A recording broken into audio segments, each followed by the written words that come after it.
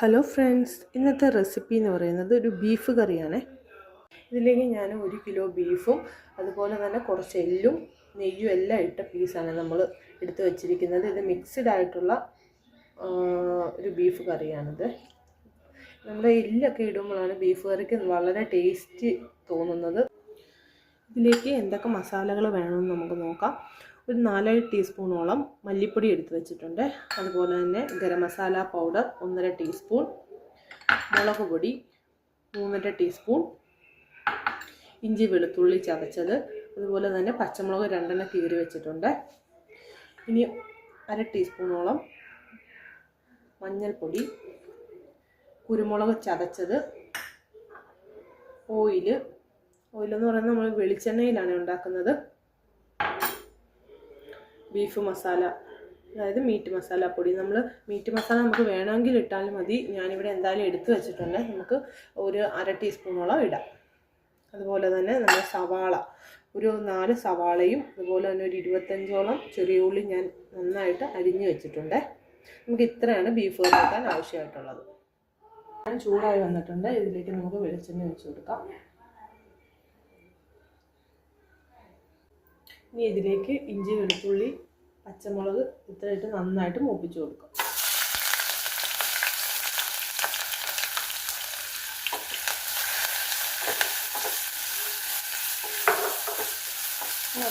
ഇപ്പം നമ്മുടെ ഇഞ്ചി വെളുത്തുള്ളി എല്ലാം നന്നായിട്ട് വാടി വന്നിട്ടുണ്ട്. ഇത് ലൈറ്റ് ബ്രൗൺ കളറായിട്ടുണ്ട്. നമുക്ക് ഇത്രയും മതിയാവുക. അപ്പോൾ നമുക്കിത് നന്നായിട്ട് ഇളക്കി കഴിഞ്ഞിട്ട് ഇതിലേക്ക് സവാളയും ചെറിയ ഉള്ളി അരിഞ്ഞു വെച്ചിരിക്കുന്നത് നമുക്ക് ഇതിലേക്ക് ഇട്ട് കൊടുക്കാം. ഇനി നമുക്കിതിലേക്ക് കുറച്ച് ഉപ്പ് കൂടി ഇട്ട് നന്നായിട്ട് ഇളക്കി കൊടുക്കാം.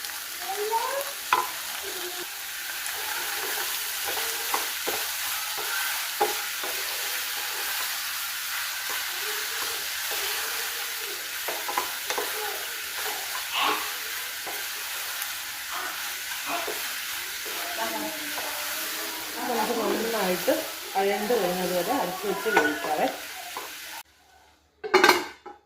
നമ്മുടെ സവാള ഇവിടെ നന്നായിട്ട് വഴണ്ട് വന്നിട്ടുണ്ട്. ഇതിലേക്ക് നമുക്ക് ഒരു 1/2 ടീസ്പൂണോളം മഞ്ഞൾപ്പൊടി ഇട്ട് കൊടുക്കാം. നന്നായിട്ട് ഇളക്കി കൊടുക്കണം. ഇനി നമുക്ക് നന്നായിട്ട് ഇളക്കി കൊടുക്കാവേ. ഇനി ഇതിലേക്ക് അടുത്തായിട്ട് ചേർത്ത് കൊടുക്കുന്നത് മുളക് പൊടിയാണ്. ഇതൊരു 2 ടീസ്പൂൺ അളവിൽ മുളക് പൊടിയും ചേർത്ത് കൊടുക്കുന്നുണ്ട്. ഇനി നന്നായിട്ട് ഇളക്കി കൊടുക്കാം.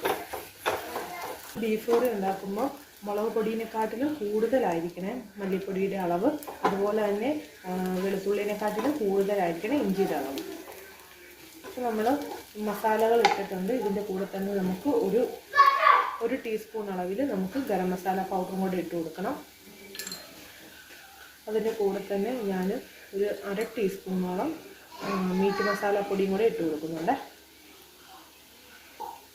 അതിൻ്റെ കൂടെ തന്നെ കുറച്ച് കുരുമുളക് ചതച്ചതും കൂടെ ഇട്ട് കൊടുക്കുന്നുണ്ട്. ഇനി നമുക്ക് നന്നായിട്ട് ഇളക്കി കൊടുക്കാം. പിന്നെ പച്ചമണം മാറുന്നത് വരെ നന്നായിട്ട് ഇളക്കി കൊടുക്കണേ. നമ്മുടെ കറിക്ക് ഒരു പച്ച മസാലയുടെ ചുവയുണ്ടാവും. അതുകൊണ്ടാണ് നമ്മൾ നന്നായിട്ട് വഴറ്റി കൊടുക്കുന്നത്. ഈ സമയത്ത് നമ്മുടെ മസാലയ്ക്ക് ഉപ്പെല്ലാം കറക്റ്റാണോ എന്ന് നമ്മൾ നോക്കണം. കാരണം നമ്മുടെ ബീഫിലേക്ക് ഈ മസാല ഇട്ടാണ് നമ്മൾ വിസിലടുപ്പിക്കുന്നത്. അപ്പോൾ കുറച്ച് നമ്മുടെ മസാല ഇവിടെ നന്നായിട്ട് റെഡി ആയിട്ടുണ്ട്. നല്ല ബ്ലാക്ക് കളർ പോലെ ആയിട്ടുണ്ട്. പിന്നെ പച്ചമണം എല്ലാം മാറി നന്നായിട്ട് വഴണ്ട് വന്നിട്ടുണ്ട്.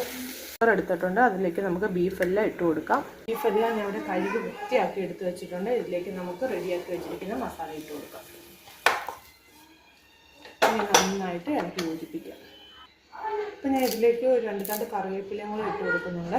ഇനി നന്നായിട്ട് ഇളക്കി കൊടുക്കാം. നമ്മുടെ മസാലയൊക്കെ ഇതിൽ നന്നായിട്ട് പിടിച്ചിട്ടുണ്ട്. അപ്പം ഇതിൽ നമുക്ക് വെള്ളമൊന്നും ഒഴിച്ച് കൊടുക്കേണ്ട ആവശ്യമില്ല. ഓൾറെഡി ഇതിൽ വെള്ളം ഉണ്ടാവും. കാരണം നമ്മൾ കഴുകി വെച്ചിരുന്ന ബീഫാണ്. അപ്പം നമുക്ക് ആവശ്യമെങ്കിൽ ചാറ് ഒരുപാട് വേണമെങ്കിൽ കുറച്ച് വെള്ളം കൂടി ഒഴിച്ച് കൊടുക്കാം. അപ്പം ഞാൻ ഇതിലേക്ക് ഒരു 1/4 ഗ്ലാസ് വെള്ളം ഒഴിച്ച് കൊടുക്കുന്നുണ്ട്. ഇത്ര മതിയാവും. നന്നായിട്ട് ഇളക്കി അടച്ച് വെച്ച് ഒരു 4 വിസിലടിക്കുന്നത് വരെ നമുക്ക് വേവിച്ചെടുക്കാം. ഒരു 2 വിസിൽ ഹൈ ഫ്ലെയിമിലും 2 വിസിൽ ലോ ഫ്ലെയിമിലും ഇട്ട് വേവിച്ചെടുക്കാം. ഇവിടെ ബീഫ് കറി ഇവിടെ റെഡി ആയിട്ട് വന്നിട്ടുണ്ട്. നല്ല കുറുകിയ ചാറോട് കൂടിയിട്ടുള്ള ബീഫാണ്. അപ്പം ഞാൻ ഇത് കണ്ടില്ലേ, നമ്മുടെ അടിപൊളി ബീഫ് കറി ഇവിടെ റെഡി ആയിട്ടുണ്ട്. ഞാൻ കുറച്ച് ചാറ് കൂട്ടിയാണ് വെച്ചിരിക്കുന്നത്. നമുക്ക് തേങ്ങാച്ചോറിൻ്റെ കൂടെ കഴിക്കാനായിട്ടാണ്. അപ്പം ഞാൻ കുറച്ച് ചാറ് കൂട്ടിയിട്ടാണ് വെച്ചേക്കുന്നത്. വേണ്ടവർക്ക് ഇത് വറ്റിച്ചെടുക്കാവുന്നതാണ്. അപ്പം ഞാൻ ഇതിൽ ഒരുപാട് മസാലകളൊന്നും തന്നെ ഉപയോഗിച്ചിട്ടില്ല. എല്ലാം വളരെ ക്വാണ്ടിറ്റി കുറച്ചാണ് ഇട്ടിരിക്കുന്നത്. അപ്പം നമുക്ക് ബീഫിൻ്റെ ആ ഒരു ഒറിജിനൽ ടേസ്റ്റ് തന്നെ നമുക്ക് കിട്ടും. മസാല ഒരുപാട് ആഡ് ചെയ്താൽ നമ്മുടെ ബീഫിൻ്റെ ആ ഒരു ടേസ്റ്റൊക്കെ നഷ്ടപ്പെടും. അപ്പം ഇങ്ങനെ കറി വെച്ച് എല്ലാവരും നോക്കണേ.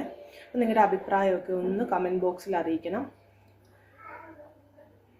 നമ്മളിന്ന് ബീഫ് കറിയുടെ കൂടെ കഴിക്കാൻ വേണ്ടിയിട്ട് തേങ്ങാച്ചോറാണ് ഉണ്ടാക്കുന്നത്. അതിനായിട്ട് കുത്തരി എടുത്ത് വെച്ചിട്ടുണ്ട്. തേങ്ങ, ആവശ്യത്തിന് ഉപ്പ്, പട്ട, ഗ്രാമ്പു, വലിയ ജീരകം, മഞ്ഞൾപ്പൊടി, നെയ്യ്, ഇത്ര സാധനങ്ങളാണ് നമുക്ക് തേങ്ങാച്ചോറ് ഉണ്ടാക്കാനായിട്ട് ആവശ്യമായിട്ടുള്ളത്. ഇതിൻ്റെ കൂടെ നമുക്ക് കുറച്ച് കുരുമുളകും കൂടി ആവശ്യമുണ്ട്. മിക്സിയുടെ ജാർ എടുത്തിട്ടുണ്ട്. അതിലേക്ക് തേങ്ങ ഇട്ട് കൊടുക്കുന്നുണ്ട്. ഇത് അരമുറി തേങ്ങയാണ് ചിരണ്ടി വെച്ചിരിക്കുന്നത്. ഇത് മുഴുവൻ നമുക്ക് ഈ ജാറിലേക്ക് ഇട്ട് കൊടുക്കാം. ഇനി ഇതിലേക്ക് പട്ട, ഗ്രാമ്പു, വലിയ ജീരകം ഇത്ര ഇട്ട് കൊടുത്ത് 1 ടീസ്പൂൺ മഞ്ഞൾപ്പൊടിയും കൂടി ഇട്ട് കൊടുക്കുന്നുണ്ട്. അപ്പോൾ 1 കപ്പ് വെള്ളം കൂടി ഒഴിച്ച് ഇത് നന്നായിട്ട് പേസ്റ്റ് രൂപത്തിൽ നന്നായിട്ട് അരച്ചെടുക്കാവേ. തേങ്ങ അരച്ചിവിടെ പേസ്റ്റ് രൂപത്തിലെടുത്തിട്ടുണ്ട്. നമുക്കിത് കുക്കറിലേക്ക് ഒഴിച്ച് കൊടുക്കുന്നുണ്ട്. ഇനി ഇതിലേക്ക് കുരുമുളക്, പട്ട, ഗ്രാമ്പു, കുറച്ച് വലിയ ജീരകം ഇത്ര ഇട്ട് കൊടുക്കുന്നുണ്ട്. ഇനി ഇതിലേക്ക് 2 ടീസ്പൂണോളം നെയ്യ് ഒഴിച്ച് കൊടുക്കുന്നുണ്ട്. ഞാനിവിടെ അരിയൊക്കെ കഴുകി വൃത്തിയാക്കി വെച്ചിട്ടുണ്ട്. നമുക്കിത് കുക്കറിലേക്ക് ഇട്ട് കൊടുക്കാം.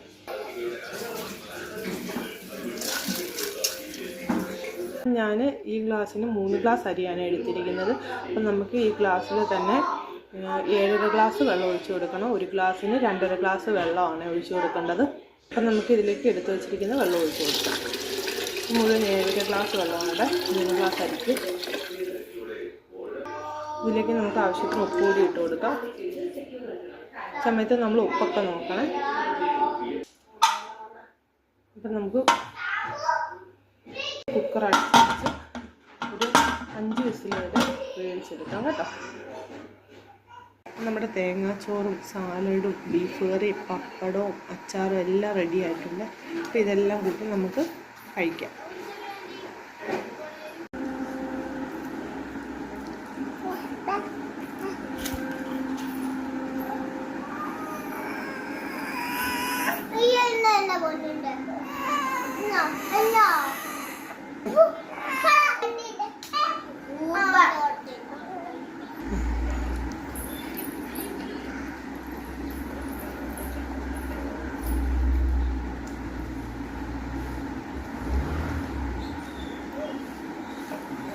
Ma, ma, ma.